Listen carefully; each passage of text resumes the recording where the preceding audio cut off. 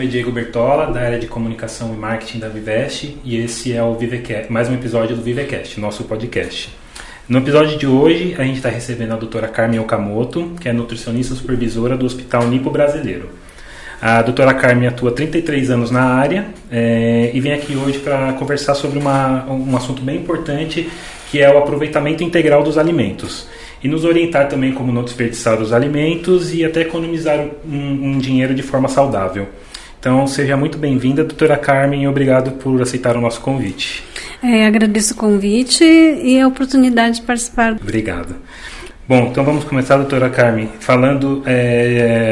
Fuja um pouquinho desse tema principal, mas acho que tem a ver, que é a alimentação saudável, né? Então, gostaria que você falasse um pouco para a gente o que é a alimentação saudável e por que ela é tão importante a gente falar sobre isso.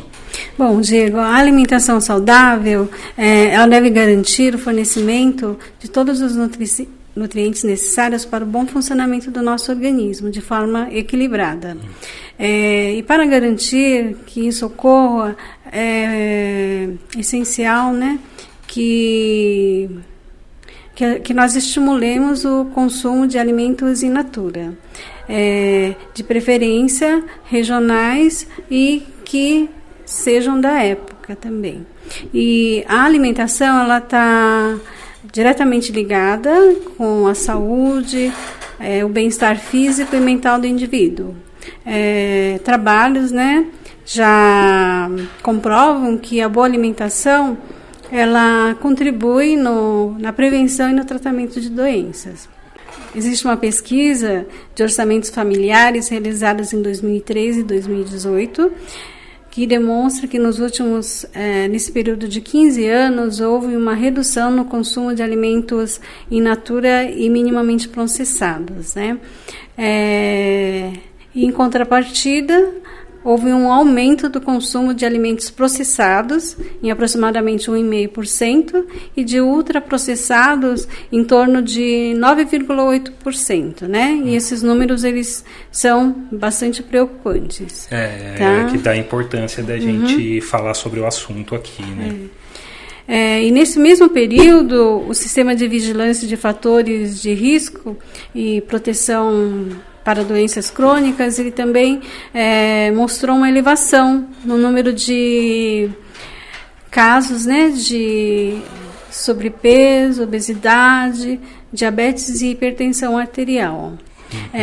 Isso mostra que se faz urgente, né, uma mudança nos hábitos alimentares e estilo de vida.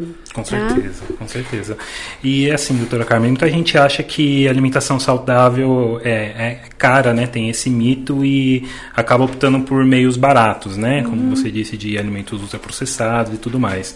É uma verdade isso, né? Assim, que a alimentação saudável é uma alimentação cara?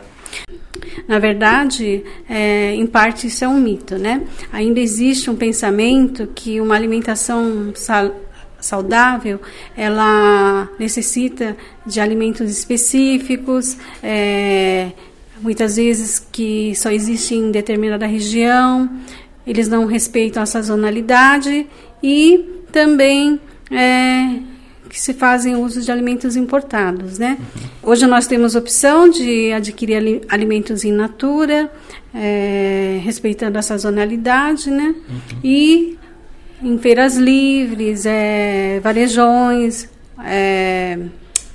hortas comunitárias, a um custo mais acessível. É bacana porque assim, ou seja, aproveitar o momento para comprar o alimento certo naquele momento, né? E o nosso clima brasileiro é favorável para isso também, né? É um ponto bem positivo para nós brasileiros isso daí, né?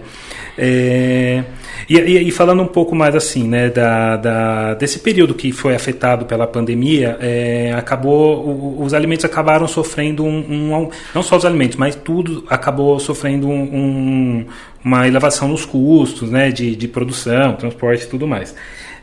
Você acha que isso é um cenário que que as pessoas podem começar a comer mal por causa disso, procurar meios mais baratos de se alimentar e, portanto, menos saudáveis?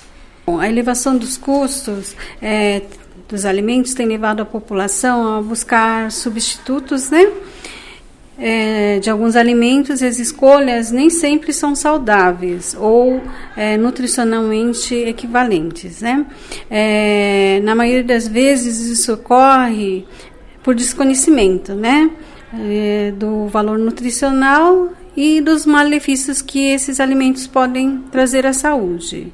E aí, como a gente já falou anteriormente, o consumo de ultraprocessados e processados tem aumentado em relação ao consumo de alimentos in natura. Isso pode levar à elevação de ocorrência de casos de obesidade, diabetes e hipertensão. E a primeira escolha sempre deve ser preferencialmente por alimentos in natura, tá? E minimamente processados, que sejam nutricionalmente equivalentes, né? Por exemplo, se eu vou adquirir uma carne bovina, eu vou ter que substituir por algum alimento que seja nutricionalmente equivalente, como fonte de proteína, né? Então, no caso, eu teria que substituir por o quê? Por aves, pescados, suínos, ovos, leguminosas, dentro daquele custo que está dentro do meu orçamento, né? Porque a variedade de preços também oscila bastante entre eles e acho que um deles vai caber no orçamento da população, né? Nas nossas conversas iniciais eu tinha trazido o tema de reaproveitamento de alimento, né? E você me corrigiu que o termo correto é aproveitamento integral dos alimentos, que faz todo sentido, né? E aí que eu entro a questão, né? A gente desperdiça muito alimento no nosso dia a dia, né? Voltando com aquela pauta que eu tinha falado do desperdício, mas assim, a gente desperdiça muito alimento no dia a dia. Como é que a gente que eu falo a sociedade no modo geral, né? Bom, a nível mundial, a Organização Mundial de Saúde, né? Ela diz que em torno de 17% dos alimentos disponíveis para o consumo são desperdiçados. Isso corresponde a 93 milhões de toneladas de alimentos que vão para o lixo. 93 milhões. Isso. Caramba. E isso equivale a em torno de 121 quilos de alimento desperdiçado por pessoa por ano. Caramba, muita coisa, muito né? Alimento, né? E no Brasil, dos 140 milhões de toneladas de alimentos produzidos, em torno de 27 milhões de toneladas são desperdiçadas, né? Vão para o lixo. E essa quantidade de alimentos seria suficiente para alimentar 19 milhões de brasileiros. Bom, esse desperdício ele ocorre em várias etapas, que se inicia lá na colheita, né? Que normalmente aqueles alimentos que não têm um padrão estético, que em relação a não tem tamanho, interesse no mercado consumidor, né? Não são perfeitos, eles são descartados lá na própria fazenda mesmo, né? E depois segue esse desperdício durante o transporte, armazenamento, no nosso próprio domicílio, né? E no comércio, né? E no comércio é onde o desperdício é maior, né? Chega a ser em torno de 50% de desperdício. Caramba. Tá? E alimento é alimento, né? Assim, ele não precisa ser bonito, ele precisa cumprir a função dele de alimentar as pessoas e tudo mais, né? Ele não precisa necessariamente ser bonito, mas esse apelo comercial que o comércio precisa para chamar a atenção acaba influenciando nisso, né? E gera um problema num país como o nosso que tem fome, né? E a gente vive falando, as pessoas vivem pesquisando formas de combater a fome, né? Formas milionárias, né, de combater a fome e é tão simples, né? É só a gente olhar isso como um todo e aí a gente consegue aproveitar ao máximo, né, de tudo que a gente produz para alimentar as pessoas, né? Sim. Hoje essa visão já está mudando aos pouquinhos, né? Eu acho que a gente muitas vezes tem locais que já vendem, né, esses alimentos imperfeitos, né, a um custo até mais acessível, né? E aí já ajuda também no bolso das pessoas, né? Comer saudável e economizando, né? Que todo mundo vai gostar de disso, né? Então não tem um impedimento, né? É pôr em prática mesmo, né? Mudar uma cultura, né? Nossa errada que a gente carrega de tantos anos, né? Bom, doutora Carmen, e voltando na questão dos mitos, né? Esse é um assunto, ele tem vários estigmas que a gente tem que quebrar, né? E a pergunta que eu faço é difícil reaproveitar o alimento ou aproveitar ele de forma integral? Bom, primeiramente, eu acho que é importante a gente entender o que é reaproveitar e aproveitamento integral dos alimentos, né? Então, o reaproveitamento é quando o alimento já foi preparado e houve sobra desse alimento que pode ser reaproveitado em uma nova preparação, tá?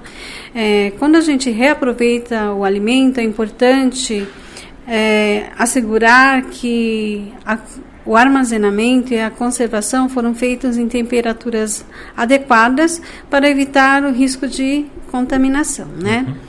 E o aproveitamento integral dos alimentos é quando parte dos alimentos não convencionais, que normalmente a gente não utiliza, né, como talos, cascas, folhas, sementes, né, são utilizados na alimentação. Quando a gente fala de reaproveitamento integral dos alimentos, é importante também assegurar alguns cuidados, tá, em relação a armazenamento e higienização, né? Como a gente vai utilizar cascas, né, que normalmente entram em contato com a terra, é importante um cuidado maior em relação à higienização desses alimentos, tá? Então, é importante a higienização em água corrente, desinfecção em hipoclorito de sódio, né? Antes da utilização, tá? E, de preferência, quando a gente puder também, utilizar alimentos orgânicos, né? Preferencialmente, que não tenham uso de agrotóxicos, tá? Certo. E para a gente fazer esse aproveitamento integral, né? Tem algum... Você poderia trazer algumas dicas do nosso dia a dia mesmo, com alimentos que a gente está acostumado a desperdiçar sem saber que aquilo pode ser utilizado de uma maneira saudável? O Diego, você costuma ir na feira? Costumo, todo domingo. Você compra cenoura, beterraba, uma couve-flor, assim? Com o que você normalmente faz quando você chega na banca? Você pede pro feirante ele desprezar as folhas ali no ato da sua compra? Sim. Da cenoura, geralmente, né? Vem o cabo ou até o brócolis, assim, né? Corta a folha do brócolis, né? Deixa só a árvore mesmo. Então, se a gente for pensar em aproveitamento integral dos alimentos, isso que você está fazendo é um desperdício, né? Que você está desprezando partes que poderiam ser utilizadas na alimentação. Você comprar uma cenoura, uma couve-flor com folhas, ela não vai onerar em nada no custo, né? O preço que você paga nesse alimento com folhas, né, ramas, é o mesmo que você vai pagar sem elas, né? Olha só, então assim, é interessante porque a gente nem pensa nisso, né? E você vai ter mais alimentos com o mesmo preço que você está pagando, né? E sem desperdiçar, que é o mais importante ainda, né? E tudo isso vai contribuir na sua alimentação, né? Para ter uma alimentação mais saudável. Que bacana. Você, na nossa conversa antes da nossa gravação aqui, você também falou sobre que existem também alimentos não convencionais, né? Que são alimentos ou plantas que a gente desconhece que aquilo poderia ser um alimento, né? Tem uma sigla que é usada que é PANC, né? Que significa plantas alimentícias não convencionais. Gostaria que você falasse um pouco para a gente do que são essas PANCs, né? E trazer exemplos que a gente conheça, né? Que a gente possa utilizar como alimentos. Bom, as PANCs, elas são espécies vegetais que possuem um ou mais partes comestíveis, né? Que podem ser usadas na alimentação. E muitas desses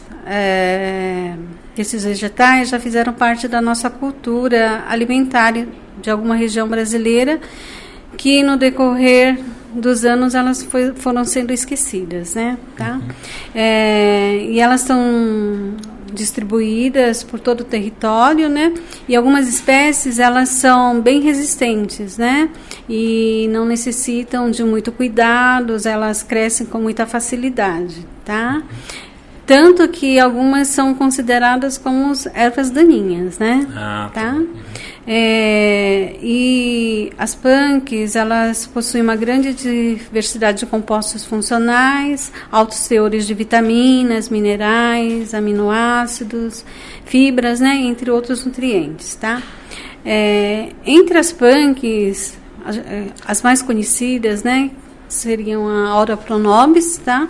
Que ela é muito utilizada em cerca viva, né? Porque ela é espinhosa, né? E da Aura pronobis a gente consegue utilizar as folhas, os ramos, as frutas e as flores, tá?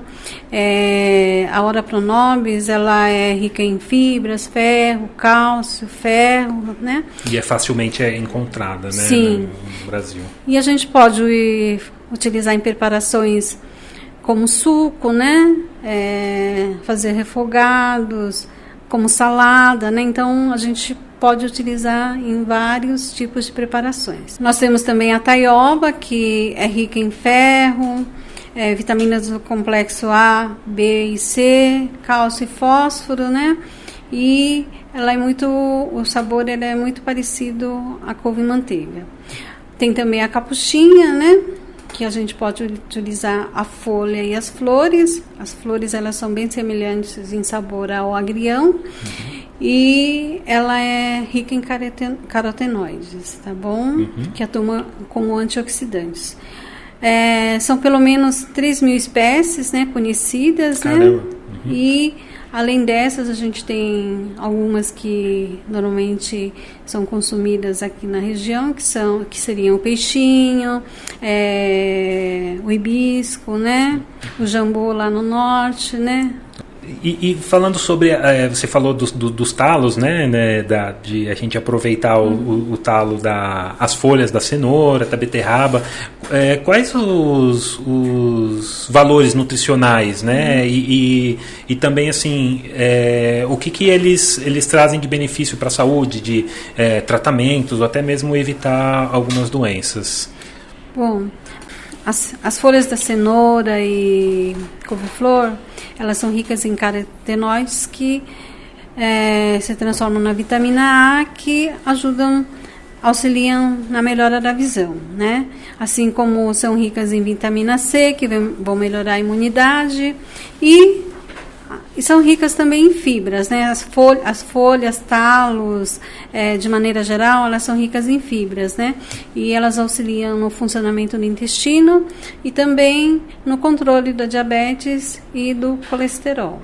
E a gente acaba mesmo jogando verdadeiras joias no lixo, né? Literalmente, né? E elas, assim, podem ser acrescidas a preparações tanto cruas como saladas, assim como refogados, sopas, né?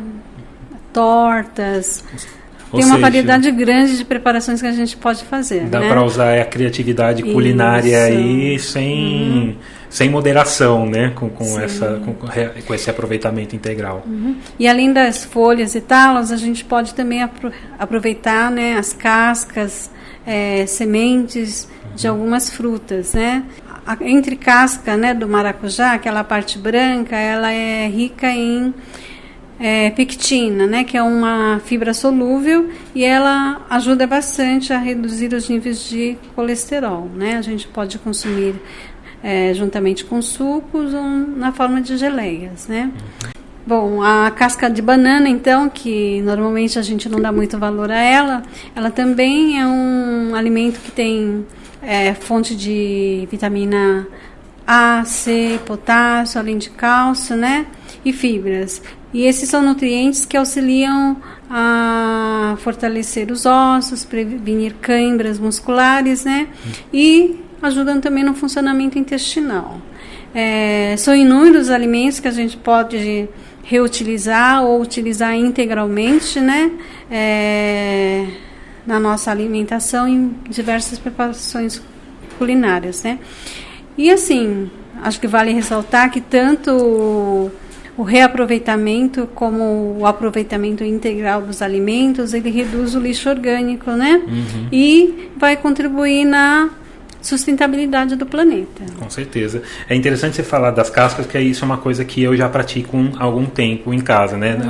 Da banana ainda não cheguei a reutilizar, mas casca por exemplo, eu faço batata, já faço com a casca, a cenoura eu já ralo também com a casca, não costumo tirar. E de repente, às vezes até quando a gente faz algum refogado, alguma coisa assim, eu aproveito a água para fazer o feijão, por exemplo, aquela água de algum alimento que a gente usou e para reaproveitar mesmo, né? Porque a gente consegue extrair alguns nutrientes, né? Isso, geralmente durante o cozimento, né? Principalmente quando existe uma quantidade grande de líquidos, existe muita perda, né, de vitaminas, minerais, que você está reutilizando, né? Geralmente a gente usa para fazer o feijão, o arroz, essa água e acaba enriquecendo o feijão. Exatamente. Você também tinha dito para mim sobre o Mottainai, né? Que é uma filosofia japonesa sobre o combate ao desperdício, né? Eu gostaria que você falasse pra gente mais sobre essa filosofia, porque eu achei bem interessante, e como que ela surgiu, qual que é a história dela e também sua relação profissional, né, com a filosofia. Tá. O Mottainai é uma filosofia japonesa que busca eliminar o desperdício em todos os sentidos, tá? A origem dela é baseada em conceitos que aplicamos como sustentabilidade e engloba a valorização do uso de recursos naturais sem prejuízos para o futuro. Bom, dizer Mottainai na cultura japonesa significa que você não está sendo digno daquilo que está fazendo ao desperdiçar as coisas, né? Quando a gente fala Mottainai para uma pessoa, é como se fosse repreender aquela pessoa pelo desperdício que ela está praticando, tá? O Japão, ele possui recursos naturais limitados e a extensão territorial, juntamente com a incidência de regiões muito montanhosas e áreas inférteis, ela não contribui para a produção dos alimentos, tá? E logo desperdiçar o pouco que se produz está fora de questão, né, para os japoneses. Não é uma coisa bem vista para a cultura, né?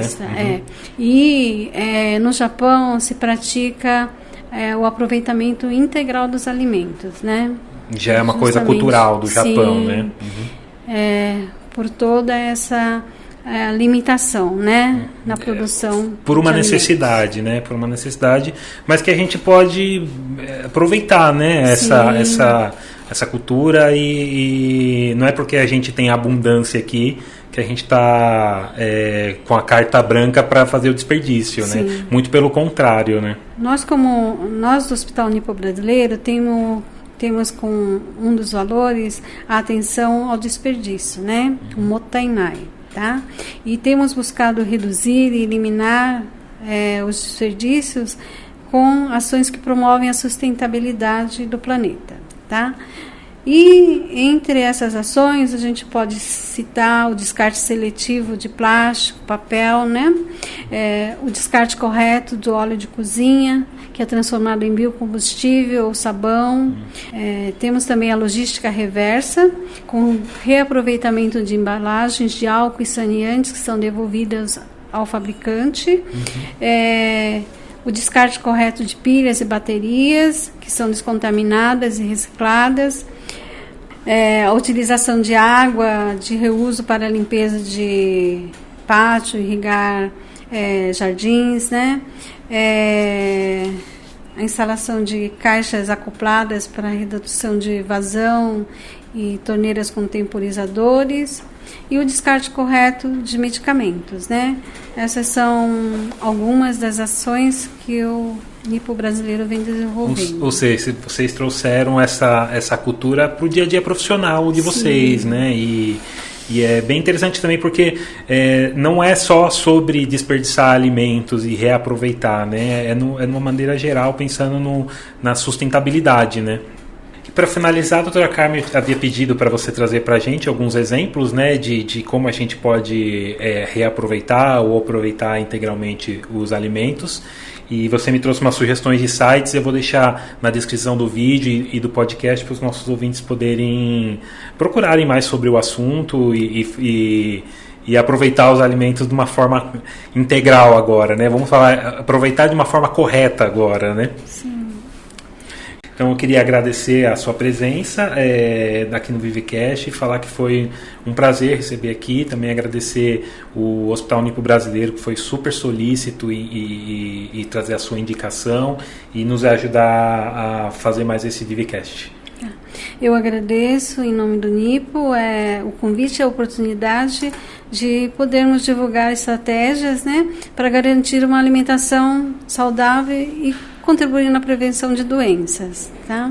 E me coloco à disposição, se necessário, né, para dúvidas. Muito obrigado mais uma vez e até a próxima. Até a próxima.